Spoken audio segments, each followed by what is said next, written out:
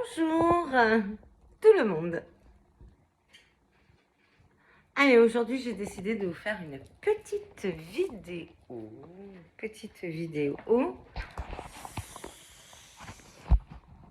sur un sujet qui peut être délicat actuellement, que ce soit pour les hommes ou pour les femmes. Donc, je vous le dis tout de suite, je risque de vous dire, à vous les femmes et à vous les hommes, des choses qui peut-être peuvent vous déranger. On est dans la réflexion. Moi, je vous apporte toutes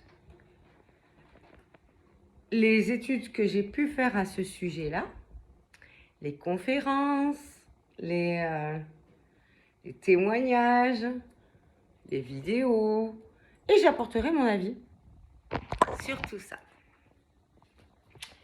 Et vous, vous en faites ce que vous voulez.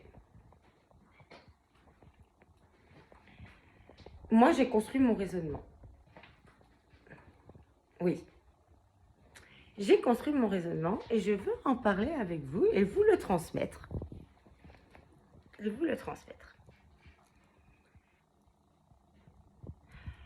Alors, le féminisme, il a débuté de quoi, initialement? Il a débuté de quoi? Vous savez, c'est un peu comme les gilets jaunes.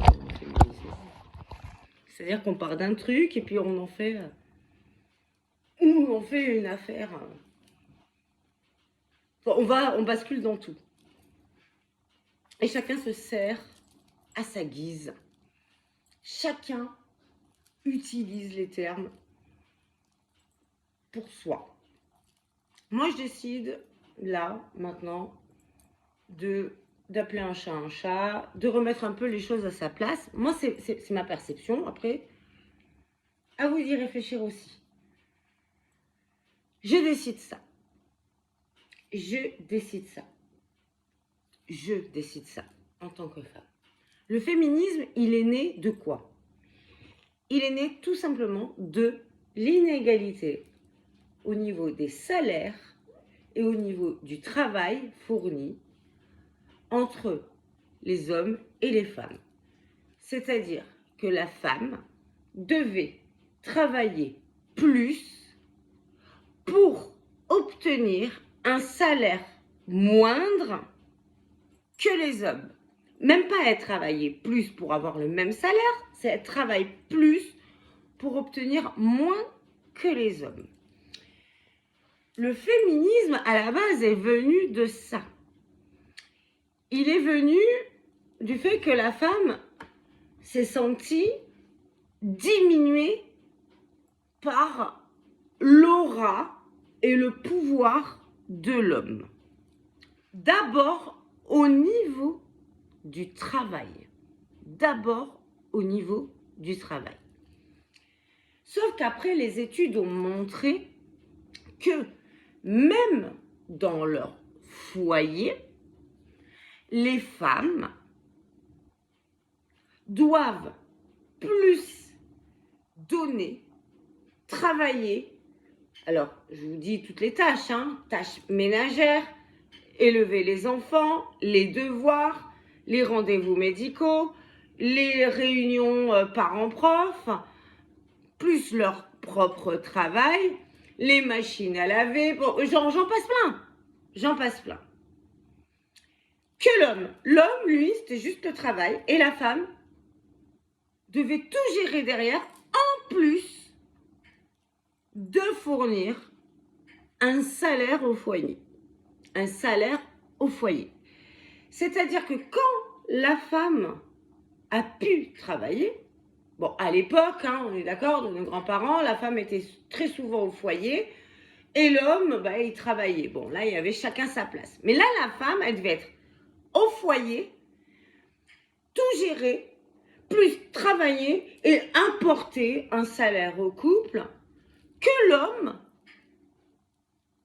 dénigré dans le couple. Dénigré.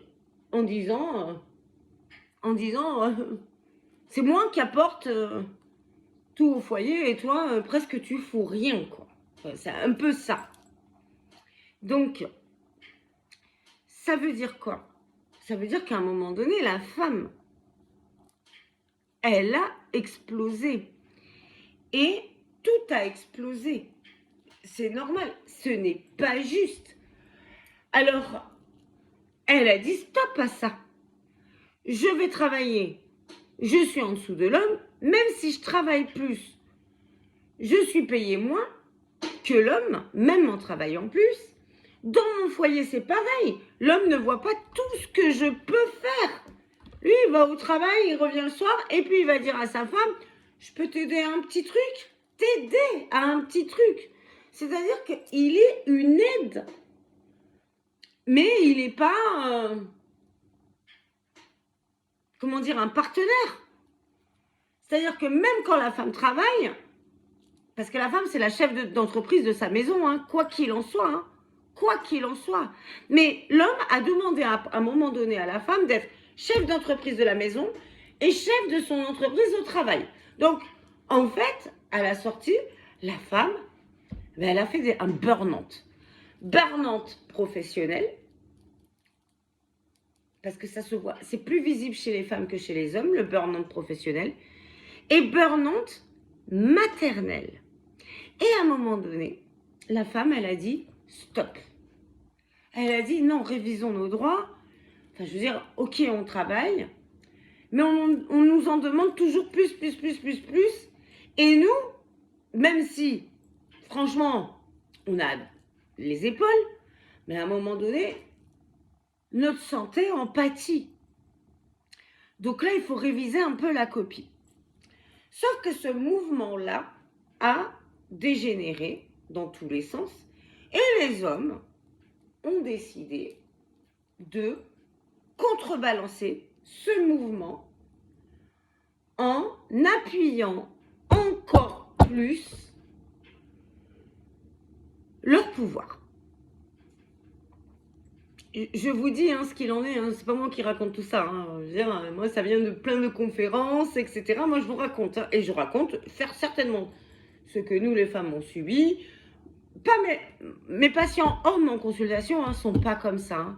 Ils ont une réflexion plus évoluée et ils réfléchissent à tout ça pour une harmonie entre les hommes et les femmes. Attention, je ne parle pas de mes patients qui viennent consulter et qui veulent faire évoluer les choses. Parce que moi, j'ai les meilleurs. J'ai pas... on est d'accord, la psychologie, c'est pour muscler son cerveau.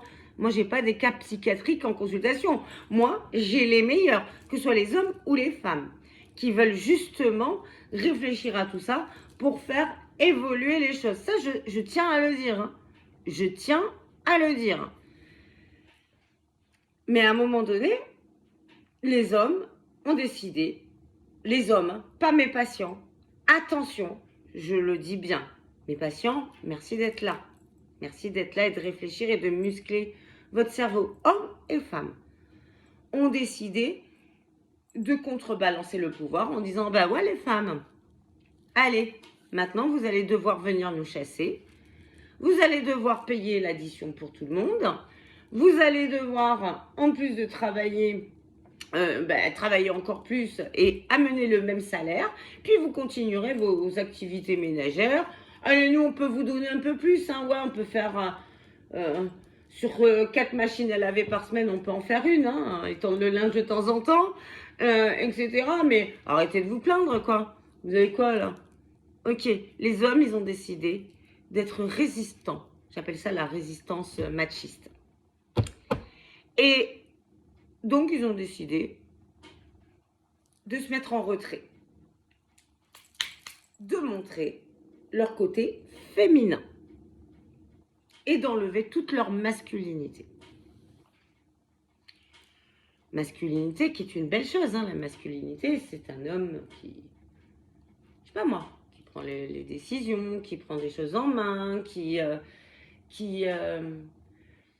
présent pour sa femme, qui comprend qu'elle a effectivement beaucoup de choses à gérer et tout ça, et qui va compenser pour apporter du bien-être à la femme, et qui va compenser par, oui, certes, peut-être des petites sorties, des restaurants, payer des choses, oui, oui, oui, oui, oui, aussi, mais aussi, ben, je sais pas moi, la machine à laver est en panne, ben, c'est lui qui va appeler le plombier, parce que d'homme à homme, ça passe mieux, qui va appeler le garagiste quand la voiture est en panne, parce que d'homme à homme, ça passe mieux. C'est ça le masculin. C'est j'épaule, je suis là pour ma femme. Et ma femme, franchement, je l'admire pour tout ce qu'elle peut apporter au foyer, tout ce qu'elle met en place. Et je la soutiens parce que je sais que c'est la chef d'entreprise de la maison. Ok? Ça, c'est terminé tout ça. Les hommes, ils ont décidé de se rebeller et de dire que la femme, de rentrer en guerre contre la femme, de rentrer en guerre contre la femme, et de dire que la femme, c'est une princesse. Et que maintenant, elle va se bouger le cul encore plus que ce qu'elle faisait avant. Donc, les hommes, ils sont complètement débiles. Ceux-là, hein. Pas mes patients, pas certains hommes qui réfléchissent. Attention, je parle de ce genre d'hommes-là qui ne réfléchissent pas et qui sont fermés dans leur esprit et qui n'acceptent pas de donner une véritable place à la femme en tant que femme et qui n'acceptent pas les qualités que peuvent porter les femmes à ce monde, qui sont géniales, les qualités. Géniales. Donc l'homme, il a décidé de se mettre en retrait et de dire j'en fais encore moins. D'ailleurs, il est payé toujours pareil, lui. Et donc, du coup, à la maison, alors il va demander à sa femme, certes, de travailler, de faire les tâches ménagères, de tout ça. Pas grand-chose, hein. Il va dire, je t'aide. Et encore, de moins en moins. Et l'homme, bah, il décide de laisser la femme tomber. Alors là, j'ai eu des commentaires, mais de fous d'hommes qui réfléchissent pas, qui n'écoutent même pas mes vidéos jusqu'au bout. Ils ne les écoutent pas jusqu'au bout, ils tombent sur un mot, ils sont énervés, ils commentent. Ils commentent parce qu'ils sont énervés, parce qu'ils ont la haine contre la femme. La haine, c'est pas les femmes, hein. Alors, il y a certaines femmes qui ont la haine contre les hommes, mais on va dire 10% de femmes ont la haine, mais 90%, allez, pas 90, je vais pas dire ça. Je vais dire, allez, 60%, 70% des hommes, au jour d'aujourd'hui, ont la haine contre la femme. Donc, ils décident maintenant que la femme, dans la séduction, c'est elle qui doit bouger son cul. Donc, c'est à elle de chasser. Mais ils sont complètement ambivalents, les hommes. Ils savent même plus ce qu'ils veulent. Parce que à la fois, c'est elles qui doivent chasser, mais si elles chassent, ce sont des putes. Ils savent même plus. Ils sont complètement perchés, ils savent même plus. Et ils vont dire, moi, maintenant, j'ai décidé de laisser venir les choses, je ne drague plus. Je dis même à la femme que je ne veux pas être en couple. J'ai décidé ça parce que la femme m'a fait la misère. Mais vous croyez quoi, vous les hommes? Vous n'avez pas fait la misère aux femmes? Vous croyez quoi? Qu'on est des Wonder Woman? Qu'est-ce que vous voulez? Parce qu'en même temps, ces mêmes hommes-là qui disent ça, ces mêmes hommes-là, je ne parle pas de tous les hommes, qui disent ça, les mêmes, hein, les mêmes.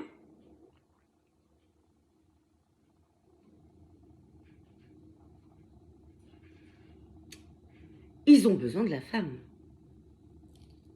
Et c'est eux qu'on retrouve sur les sites de rencontres, qui sont là à l'agonie, qui sont en misère sexuelle, qui se plaignent d'être en misère sexuelle. Ils s'en plaignent.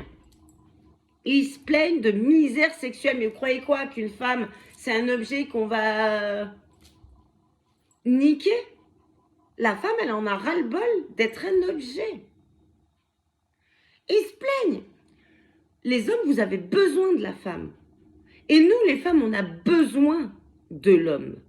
Mais attention que chacun prenne sa place. Le mouvement féministe, il est venu du fait que la femme, elle a juste besoin d'être considérée au travail à la même hauteur que l'homme. Et pas devoir travailler plus que l'homme pour avoir un salaire moindre en plus. elle a besoin qu'à la maison, quand elle travaille et qu'elle rapporte un salaire, que l'homme soit présent, soutenant, là, qui ne dise pas je t'aide. Non, c'est un partenaire. Chacun ses tâches, hein. Peut-être que l'homme, il va plus, je sais pas moi, faire certaines activités dans la maison, mais la femme, elle flatte l'homme. Mais l'homme, quand la femme prépare à manger midi et soir, qu'elle fait les machines, elle s'en plaint pas, la femme, elle le montre pas. Mais l'homme aussi doit voir tout ce qu'elle fait. Pour les enfants, les rendez-vous chez le médecin et tout ça, mais même les hommes séparés qui sont en garde alternée avec leurs enfants, la plupart du temps, je dis pas tous, mais 80% des choses pour l'enfant, ce sont les femmes, même en garde alternée, même séparées, qui les gèrent. Les rendez-vous chez les médecins, les rendez-vous chez l'orthophoniste, les rendez-vous chez le dentiste, les réunions parents-prof, la gestion du budget, la gestion des habits, etc. C'est la femme. Et n'oubliez pas que c'est un job, ça. C'est la femme, la chef d'entreprise, du foyer ou de la relation parentale à 80%. Donc, les hommes, arrêtez de vous plaindre. Reprenez votre place d'homme. D'accord? Ne venez pas dire, les femmes doivent chasser. Ouais, moi maintenant je drague plus. Oh, moi j'ai pas envie de mettre en couple. C'est la femme qui doit venir vers moi. Mais attendez, les hommes voulaient quoi?